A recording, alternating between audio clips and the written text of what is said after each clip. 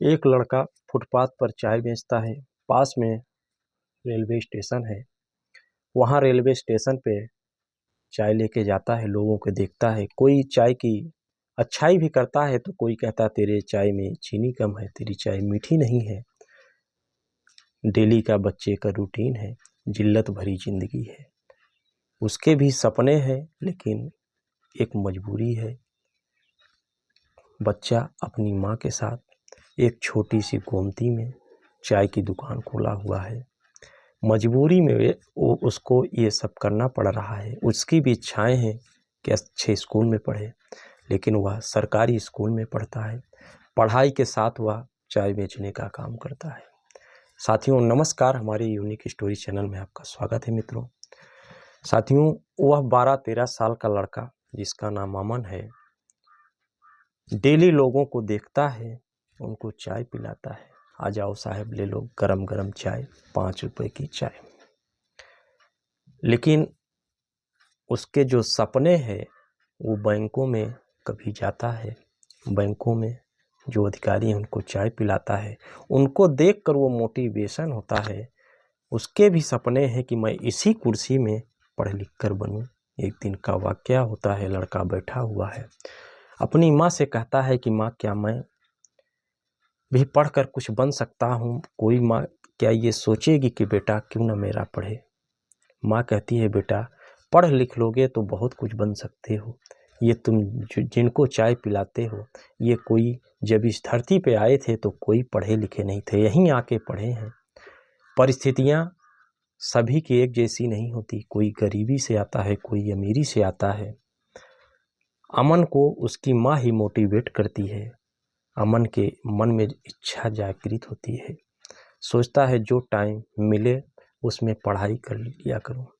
उस अंधेरी सी जिंदगी में एक रोशनी की चिराग जलाना चाहता है अमन। जब शहरों की रात की लाइटें जलती हैं तो अमन रात में उन्हीं लाइटों के नीचे बैठकर पढ़ाई भी करता है और अपने सपनों की एक नई उड़ान भरने की कोशिश करता है। इसी कोशिश में उसको कुछ बच्चे किताबें भी दे देते हैं। जो उन किताबों को पढ़ चुका होता है वो किताबें दे देता है। अमन के कई अच्छे लड़कों से पहचान हो जाती है जो कि रईस घराने के लड़के होते हैं। तो अमन अपनी पढ़ाई दिल लगा के जारी रखता है, लेकिन उस पढ़ाई और इस कश्मकश जिंदगी में शायद वो कभी मायूस भी हो जाता है, लेकिन उसकी माँ है जो उसको मोटिवेट करती रहती है। बेटा, जो गिर कर उठता है, उठकर खड़ा होता है, वही जिंदगी का असली संघर्ष होता है। अमन अपनी माँ से काफ़ी मोटिवेट होता है, लेकिन पढ़ाई मन लगा के करता है।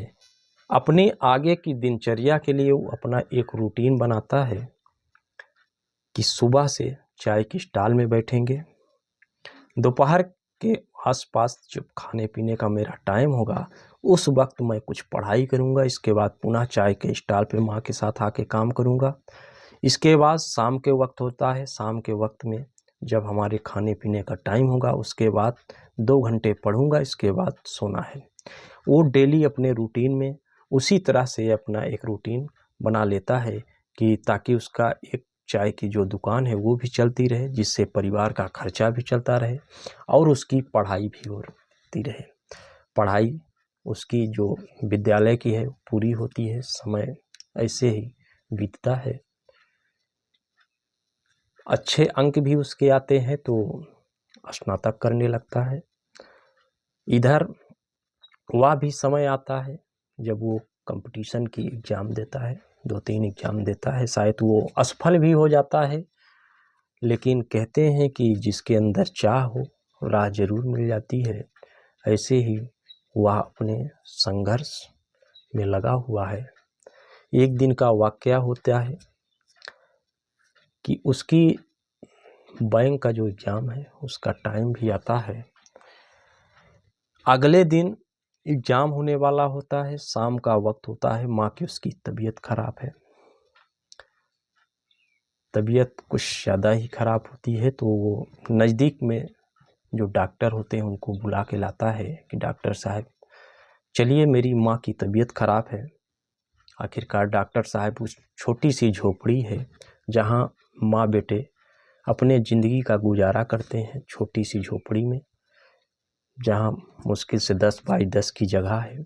डॉक्टर वहाँ जाते हैं, माँ की स्थिति को देखते हैं, दवाइयाँ देते हैं, लेकिन अमन से कहते हैं बेटा अगर हो सके तो माँ को किसी बड़े डॉक्टर को दिखा दो। अगले दिन पेपर ही है उसका। अब वो असमंजस में पड़ जाता है कि क्या करें, लेकिन माँ है, माँ कहती है बेटा तेरा वह समय आ गया है जिसको तूने अपने इतने सालों से जिसके लिए संघर्ष किया है, जिस सपने को तू सजाया है, मैं ठीक हूँ, तू आराम से जा पेपर दे, मुझे कुछ नहीं होगा। माँ बीमार है लेकिन बेटे को हौसला दे रही है। कहते हैं बच्चे का प्रथम गुरु उसकी माँ और बाप ही होते हैं। अगले दिन बेटा पेपर देने जाता है। अब पेपर तो दे आया, उसको पता नहीं है कि सिलेक्शन होगा कि नहीं। आता है, अपनी माँ को देखता है, माँ ठीक हो, आराम है, माँ को दवाइयाँ चल रही होती हैं। इसी बीच में वह अपनी दुकान को अकेले ही चलाता है। माँ स्वस्थ होती हैं तो थोड़ा सा काम भी बढ़ा हुआ होता है। धीमे धीमे 2-4 दिन में माँ स्वस्थ हो जाती है तो उसका सहयोग मिलने लगता है। टाइम वह भी आता है कि जो वो एग्ज़ाम दिया हो था उसका रिजल्ट आने का टाइम होता है। जिस दिन उसका रिजल्ट आने का टाइम होता है वो एक कैफ़े में जाता है और अपना जो रोल नंबर होता है उस कैफ़े वाले को देता है कि भैया मेरा ये रोल नंबर है, चेक कर दीजिए। वो कैफ़े वाला अमन को पहचानता था। कहता है यार तू भी क्या, तेरा सिलेक्शन कहाँ हो पाएगा, तू तो दिन भर चाय बेचता है, इसमें तो अच्छे पढ़े लिखे लोगों का होता है। अमन कहता है भैया चेक कर दीजिए। जब चेक करता है तो वो सिलेक्ट लड़का में उसके नाम होता है। वहाँ से भागते हुए आता है अमन, अपनी माँ की गोद में लेट जाता है। माँ के पैरों में अपना सर रख दिया है। माँ आज उसको जैसे ज़िंदगी का सारा सुकून एक लड़के को मिल गया हो। जिस चीज़ को वह देखता था आज शायद उसका सपना सच होने वाला है। आज वह अपनी माँ की गोद में एक सुकून से आराम से लंबी सांस लेकर एक आराम सी नींद लेना चाहता है।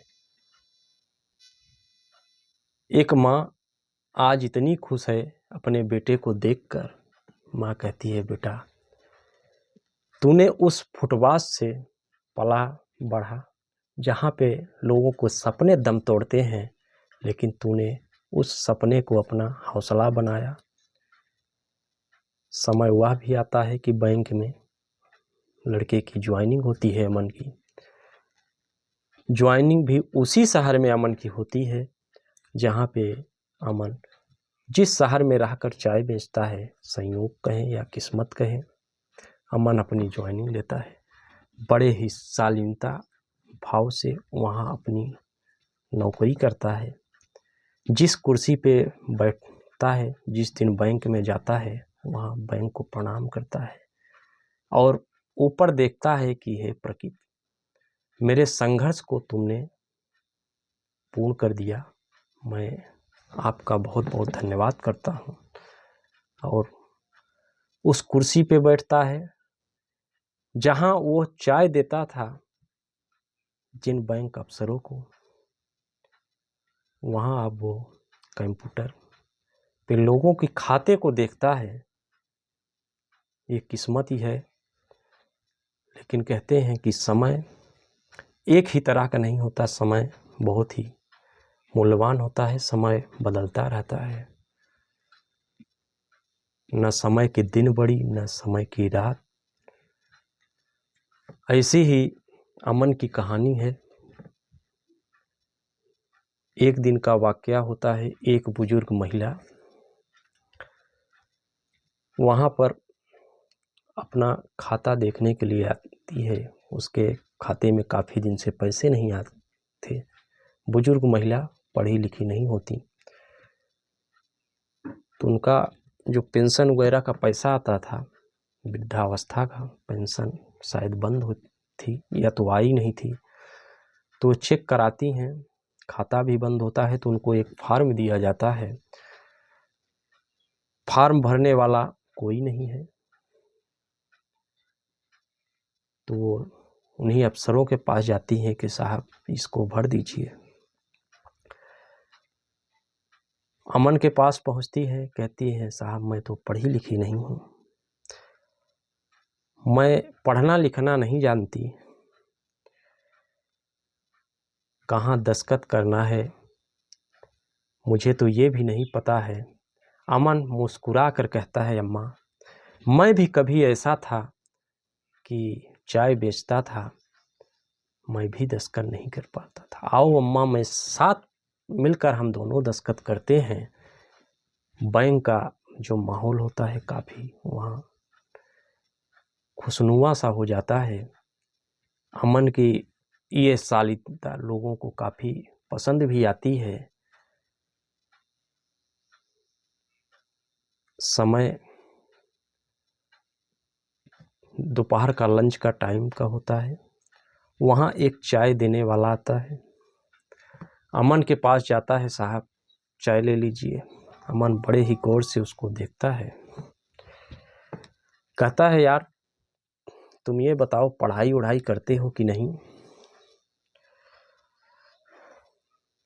चाय वाला सोचता है साहब मुझसे ऐसे क्यों पूछ रहे हैं, उनको देखता है, कहता है नहीं मेरा ये तो काम है, मुझे टाइम नहीं है, मेरे पास इतने पैसे नहीं कि मैं पढ़ाई करूं।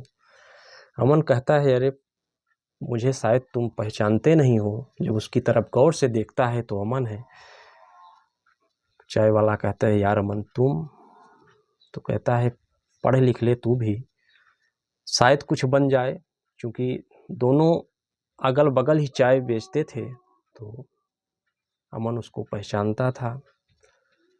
शिक्षा किसी के भी जीवन में उजाला ला सकती है दोस्तों। अमन के भी जीवन में शिक्षा ने उजाला का बीज बोया।